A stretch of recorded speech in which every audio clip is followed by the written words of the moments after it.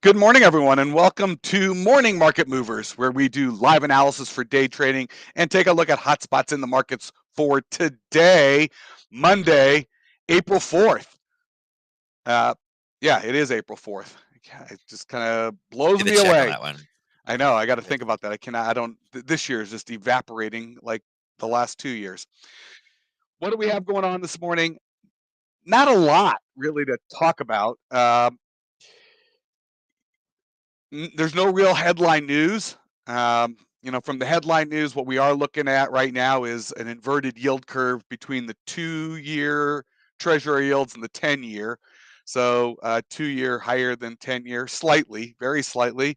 But are we looking at a recession soon? And really, what a lot of people are doing is they're waiting for those Fed minutes to come out on Wednesday and get a glimpse at what the Fed was thinking, which really plays into the one, the one interesting thing in the news is Jamie Dimon did publish his yearly uh, letter to the shareholders, and he highlighted three forces that are going to impact and shape the world moving forward, particularly in the next decade.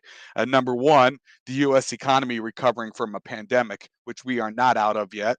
And in fact, we're seeing some hotspots flare up around the globe. Then he's looking at high inflation. He's been talking about this for a while, but we got high inflation, which is going to usher in an era of rising interest rates. And that's what we're waiting for on Wednesday, is to get a glimpse at when the Fed's going to start and how much and how quickly. But right now the consensus is they're going to have to start doing half point rates to combat. They're going to have to do half point rate hikes to combat the inflation. And the other thing is the Russian invasion of the Ukraine. One, because we don't know how that's going to end. Two, there's going to be the massive humanitarian crisis. I don't know if you guys caught 60 Minutes last night. It is painful to watch, and it is an absolute tragedy. I would recommend catching the 60 Minutes episode from last night. And then the disruption in supply chains, particularly where it comes around energies. And we are going to be talking about um, oil and nat gas today. And we will pop over and take a look at the equities. It's a weird morning because the equities, we are going to be, Brian will get into it, the volatility, the fear index is actually creeping a little bit higher. But bizarrely, I mean, that usually happens as the markets go down. We're trying to open slightly in the green. So the market's trying to open slightly in the green, but with volatility up, it shows that there's a lot of concern, fear in the market. So before we jump into the charts and take a look, particularly oil, nat gas, and the equities, I do need to share this disclaimer that trading involves risk and may not be appropriate for everyone, that any trading decisions you make are solely your responsibility and at your own risk. And this is an educational session. Please do not construe anything Brian or I say as a buy or sell recommendation. We are doing this for your education purposes. And yeah, there's the chart where you can start to see oil catching a bid.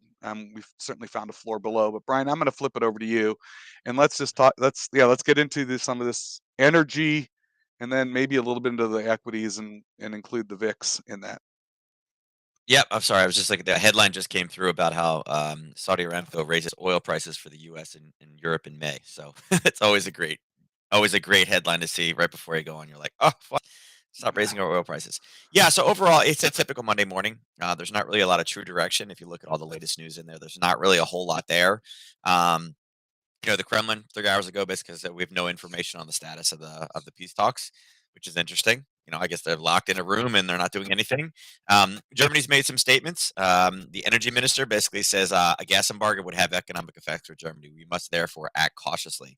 That comes on the top, or on the other side of basically their defense minister saying that that's it. We should just ratchet up the sanctions on. We should go no oil. And it's kind of like, yeah, the defense minister, of course, says that. The economy minister is like, you're going to wreck that. You're going to wreck everything. Right. This is why we can't have nice things. So that's kind of where Germany's at. And also, another article that actually came out this morning was talking about how the recession begins. That if you look at the actual data, not people's opinions, beliefs, or whatever, but the indexes they use to determine when recession's beginning, it looks like, according to all the data, economists are likely to determine the beginning of the second quarter of 2022 as the start of the recession. Well, guess what we just hit? The start of the second quarter in 2022. So, it's interesting hearing Germany make those comments about, hey, listen, this is going to hurt us, right? It's going to hurt us. And then looking at the data, talking about how, again, a lot of the indexes that forecast that and show us that and are used to confirm it. And again, it's always done retrospectively about when you enter it. It looks like right now we're 4 days into the start of the recession in Europe. Again, Europe is a big area. There are global contagions associated with that. And I love it that the first comment up here is buzzword of 2022 is recession. So Yeah. we're going to hear a lot about it, and it's not just us; it's everywhere else. And again, raising oil prices, they're already high. That's something that's just came out. But that's really it as far as data goes today. Or, as far as um, kind of where we're at with things. It was, I thought we were actually going to get more headlines. It just kind of seems like silence was the headline of the weekend. There really was not a lot out there that we didn't see. Um, you know, uh, Zero Hedge having some very pointed comments. Tone deaf Fed presidents or president, they don't like Harker, I guess. And then again, record cases in China. They had 13,000, 1,400 confirmed and 11,000 asymptomatic ones. So again, I think our smallest state beat that in a day. So that's what they're reporting, but most of it asymptomatic because it's Omicron. So that's it, really. There's not a whole lot. Like I said, the recession word is not anything anybody wants to hear, but with interest rates as high as they are, currencies across the board really not moving. And we really have no news today. We have, business outlook for Canada, which is kind of like the best news that we have for the day. I think, again, Canada has their rate statement this week as well, not expected to raise. But again, this business outlook as well as their statement, I think we could have some CAD strength coming in. That's just kind of more of like a longer term. I'd be looking for, potentially the dollar CAD to drop. But we do have FOMC Wednesday. They are going to announce what the next hike is probably going to look like. If it's anything but zero point 0.5, I think the indices are going to go crazy. Yeah. To this point, I think the market is basically factored it in. And again, if it's I don't know. If they only do a zero point 0.5, then I'm not exactly sure what they're looking at. I can't answer that question. I don't really know. Well, at least, Um, yeah. Well, they better get they can't just keep doing the 0.25 thing. So, yeah, I uh, mean, maybe they'll say Ukraine. Well, it's like, hey, we don't have peace in Ukraine. It's like, all right, are we going to go? I mean, when Yellen said that you can expect inflation to rise for the next year, did she mean that we're going to push that 40-year high into next year? Because I yeah, feel like it's already having detrimental effects. And again, with it being that high, we have to raise at some point. And again, with Europe going into a recession, this yeah. is Unfortunately, not we're gonna not have shaping to. up to be. Right, and we're gonna and the U.S. is flashing, potential recession with our inverted yield curve with the 2 and 10. Uh, what do you do when Yeah, it when not when looking when you not got a looking great. recession? You lower interest rates. So Yeah, we're battling. I mean, we've got a weird anomaly. So yeah, let's jump in and take a look at. I see you got yeah. an I oil think. chart I up. mean, the biggest headline. We'll start with oil. We'll end with equities. Currencies is more or less flat for the day. Oil last week we talked about how it was really just kind of bottled in, right? We had sellers above, we had buyers below, and it was really kind of rattling back and forth. And it did. It rattled back and forth, closed kind of in the middle, and then it opened down here. We talk about those gaps over the weekend. I mentioned this. Look for gaps over the weekend. It did. It gapped actually right into that area of buyers. Kind of pulled up. The Europeans took control of that market and shot it right back down again. And remember, their reversals at 5:30 in the morning, literally drawn right to that same level. 5:30 is right here. It reversed and went from what 98.50 all the way up to 102.50, a little bit And above 102.50. So yep, again, $4 raise from their reversal time in the morning, and it's been straight up. And we just got that news about the raising oil prices. So, looking at this on a technical basis, again, 1, 2, 3. You could say if you count this as just one, you have your 1, 2, 3. 4 got sliced through. So again, remember that 4 range is where we're looking for zones to break. That zone is officially that zone is officially out now, right? We'll take that out of the equation. And the next time we have any sellers are really kind of coming back into this range up here, right? Which is up to 103.72. I mean, how about that? Going from 98.50 all the way up to 103.50. And we haven't even gotten the U.S. session and where oil prices tend to rise. And then again, next target, parabolic mover over here, we could have a punch through, is up to 107. So, it's great that we're talking about $100. It's like, oh, look at that, $100.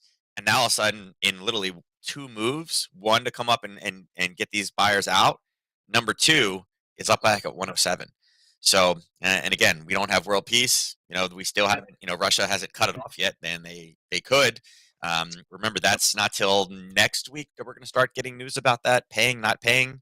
Right, in So rubles. I think there's a Right. lot more potential. Yeah, yeah, and like I said, it's kind of one of those things. I mean, if I went to your house right now and says, "Hey, listen, I want to pay in 1 million bottle caps," you're going to tell me no because that's not the currency form that you want. So Right. you know, the G7 can try to mess around with that, but you want the resources. You have to pay what the person that's selling them wants the compensation in. So I mean, I don't know. It's nice that they say we're only going to pay in that, but you've literally cut them off. And again, it goes back to Todd and I message over the weekend and outside of these programs. We're definitely friends outside of these broadcasts. It was interesting. Russia made all their bond payments this weekend. That was one of the other headlines as well. But they weren't sure how they made the bond payments Yeah. because Yeah. they were blocked from the system. So They're I'm like, blocked. you, How do you expect them to pay it? yeah, Drop it in the it mail? makes no sense at all. Yeah. It's like, yeah, they have bond payments to make, but you block them from the system. And it's like, oh, they accepted the payments even though that they were blocked from the system. So it was kind of two questions. One, again, the question was they were blocked. How were they able to make the payment? I mean, good on Russia for making it. It was a $447 million, you know, uh, you know, bond payment basically. Um, and then at the same time, it's like, well, wait a second, they paid, but wait, you just blocked them. How did you expect them to pay? I mean, is that So like a headline? You blocked them so they defaulted? Like, the money's I don't going know. out, but it can't go in. It's like a Roach Motel, only backwards.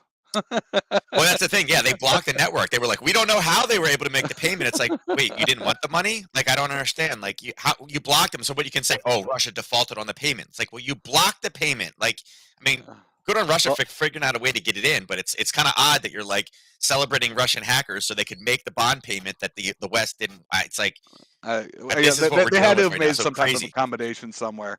So Yeah, yeah. So it's just an interesting scenario. But again, bond payments were made, so they have not defaulted on anything yet. They're again because of the energy prices, they still have plenty of money coming into the coffers. So it's so not like they're starving for money right now. They're still making bond payments when everybody said that they were going to default. So yeah. that was Well, we'll see. interesting. And again, yeah, I mean they haven't yet. Oh So I mean wait, they've before moved you do to that, let's big. jump over to nat gas real quickly before we go to volatility and equities. I just want to take because the two energies are what's moving. Yeah, I mean we talked about bouncing off this 584 level. Right now, I would say between the two, I mean, energy is always the Wild West anyway. Natural gas is rallying back up again. I would say right where we are. I mean, the problem with natural gas is it is such a geopolitical event right now. You need to be careful because when they're talking about cutting gas off and the gas payments in rubles, they're talking about natural gas, not necessarily oil itself. I mean, at any moment, Russia could say, "Oh, you're not going to pay? Okay, it's off." And that will skyrocket this up because we can't. There's no way to make up for that supply. Germany said that today. Like, listen, yeah, we're going to get independent, but not in the time that you would like Right, to have it not done. And if you today. piss them Right, off, right. if you piss, and he said we should tread lightly because if you piss them off, they say, okay, it's off. Have fun, deal with it, and there's nothing you can do about it. And again, nobody else can repair that, replace that supply. So um, I think natural gas is extremely risky. I am more bearish up here, but I think at any moment this thing could explode much, much higher. Is it a long term high? No, but again, they're working for ways to get around it. It's nice to make statements, and again, I don't think the United States is going to break contracts. If you break contracts, that opens us up to legal challenges from other countries about not fulfilling our end of the bargain for things. So it's really a really hard situation for everybody in Germany. So, again, in the overnight, it did the same exact thing. 3 o'clock in the morning, Yep. it looks just like 3 o'clock it dropped down, and then if you see where did the reversal come in? Actually, this one is a little bit later. This one it was down, and then 7:30 is where it came up. And again, that's where some of the comments out of Russia came from. So I would say of the two, again, I'm pretty risk averse. Oil, I think, is a fine market to play right now. Natural gas, I'd be extremely cautious. I think at that, I think natural gas right now is falling more back into the gambling stage because literally at any moment Russia could just turn off that thing. Yep. Particularly now that everybody's like, oh, there's all kinds of atrocities as they're leaving. I didn't watch it. I haven't seen it. I don't know, but war itself, I think, is not good. I think there are always bad things that happen. War is never a good thing. And again, it's just a horrible situation. So, but I think again, the more comments that are pointed at Russia, I think Russia is going to be more and more likely to say no more natural gas. It's the Seinfeld episode about natural gas. is all it is. Um, Obviously, talking about the war, again, the VIX is up 3.41%. It's a decent amount, and that's where the close was. And you can see it immediately spiked over the weekend. Again, everybody else thought that this weekend was going to have more fireworks. It didn't. So it's leveling back down, and there's really no headlines right now that I would say are major. There's some with China, Russia doubling down. Again, it's easy to say when an army's retreating, it's like, oh my God, look at all this bad stuff that they did. I mean, it's the victor writes the story. But with it higher, technically we should have all the indices down. And right now the YM is down. Everything else is flat, floundering. I mean, ES is point up 0.04. Russell's up 0.08. Um, I would look at this and say, okay, the volatility is definitely higher than it was on Friday. People don't feel as good about the market, particularly with some of the comments. And again, you have one guy in Germany, spear rattling, and then the guy that focused on the economy, it's like, stop, don't do that. That's bad. So I would say right now, again, a lot of the headlines, it's nighttime over there. I do expect we see the VIX go up a little bit more just as the US trader comes online. There'll be some, a flurry of activity right away. But with that lack of any real news today, it's just going to be headlines. And right now, Right. I mean, obviously, oil prices up. People are going to see this and be like, you're going to raise the gas prices even more, so there's going to be more of that. And then again, there's a story about China bends and Russia doubles down. So, this is a weird one. And like I said, is this helping anything? Not really. We don't really know what this means, but it just says there's no information on the talks. And, what is this? The leader of Poland's ruling party, swaying Warsaw, would be open to having U.S. nuclear weapons on its soil. So that's a reason why the VIX is going higher. Because I'll tell you right now, U.S. nuclear weapons go to Poland, Putin will push the red button. So This is the Cuban Missile Crisis, I but mean, in the we just opposite direction. don't know. Yeah. So you got VIX up and markets. I mean, generally when well, the VIX is actually a calculation off the S&P implied volatility. So and it just as the market goes down, the VIX generally goes higher as fear creeps in. It's just odd that we're flat and maybe even slightly green, and we're seeing that volatility kick up, which just means people are expecting uncertainty. There's a Well, lot of uncertainty and yeah. a little bit of fear. Yeah, and what the other thing too is, again, the volatility index is based off the options off the S&P. It's not the actual S&P Yep. itself. So and then options traders tend to get into the markets before retail traders. So it's a way that, and again, there's different levels and different stages of traders development. Again, options is not a beginner's thing. Binary options is a little bit different, but options themselves, traditional options, are considered like a couple levels up from a regular stock trader. So option traders are already in the market, but things like this, comments like this, and this came out about 5:30 this morning. It's probably why the VIX held and is going higher now. And again, this is the Kremlin condemning us. Such actions would only heighten tensions. And again, remember, the Cuban Missile Crisis happened because Russia was going to put nuclear weapons on Cuba. Putting them on Poland right next door is the exact same thing in the opposite direction. Putin's already made those comments. So again, Poland's ruling party, Poland's about to get stomped in this whole situation as well, because Putin's never going to allow nuclear weapons that close to him. So that's probably why we're seeing it. You Again, want to run in through regards to any the of indices, the charts? yeah, Yeah, just let's real just go fast. I mean, quickly. they're all bouncing off of levels where we saw big drops on Friday as well. It's already an area of sellers there. It's already kind of pushed down. The question is it pulling back for a little bit of a rally today? If we do the reversal on the fibs right now, you can see that the reversal, we are kind of at the 23.6 area. We've already pushed through it one time prior, and we weren't able to get down to the 50. But right now, with the VIX going up, the opening print there, again, depending on what the news kind of brings this up, we're already in an area we already should be in a short position. So, looking at the ES, I would say if the ES starts to roll red, would not be surprised at all. Um, then again, kind of target for this one would probably be down right here, right? 45.26. Um, it's an area where, again, there's not a lot there, but fib traders are going to look at that and say, okay, listen, after the 23.6, that's going to be the next level in there. There is a little bit of buying coming in at 45.29. But again, that turns us off, red. And again, nuclear weapons and the word recession. None of those are things that people want to hear. NQ, also in a similar area, right? This is if we pull the down area, you can see that the 23.6 kind of gave a little bit, late Friday, and then we've kind of cycled around. I'm going to pull this one off, and we're going to do the same thing from bottom to top. You can see that we're also at the 23.6, but we did bounce right off of a level. So it's kind of like, do we want to go long into an area of sellers? Not normally the best thing, and there's not a whole lot of positive data out there that will correlate with this going higher. So again, I'd be cautious with it. It's already kind of pulled back from that level again. And again, with the VIX this high, Question is that the options traders already know what's going to happen today, and is this a sell from the open? YM has turned. Again, YM also same level we had from Friday. Again, we started off early this morning. It went down, found those buyers, right? Found those buyers, and again, here's your fib in the opposite direction. Got pretty close to the 50. Sliced through the 23 like it was nothing. Question is now, with all the chopping, let me erase this so it's easier to see for you. Pull that up. With all the chopping that's occurring in here, right? If we start to come through, this is a pretty nice little run. Do we come all the way back down to Right. 34,500? And I think that's got to be on the radar today because it is the weakest, and the VIX is now starting to increase. It's up at 4% now, so it's creeping higher. If one of these other ones starts to roll, everybody's going to say, "Wait, we got two indices in the red now." That's it. This is the weakest. This has the most potential to drop down to 34,500. And Russell's in the same thing. We're bouncing into a small area. Um, again, got plenty of room. It sliced through the 23 in the other direction, and then bottom the top, you can see right there. A lot of room, and that's actually there's some sellers down there. So I would say that for Russell, downside target the 2078 today. So right now they're all kind of holding firm. Question is what's going to happen right at that opening print. And again, VIX is right around And 3.92. So VIX is again showing that it has the potential to go higher. And again, it's not a buy sell type investment. This will be no, really off the opening print. So. yeah, and that would, but VIX higher, it really generally indicates equities in Yep. the red. So, Yeah. Yep. all right, with that, any questions for Nadex, please email us customer service at nadex.com. We're here to help. Best way for us to help you is if you let us know you need some help. Brian and I are also accessible. Both of our emails are up there. If you have questions for Brian, please feel free to reach him at support@keeptradingsimple.com. I'm available at todd.rich@nadex.com.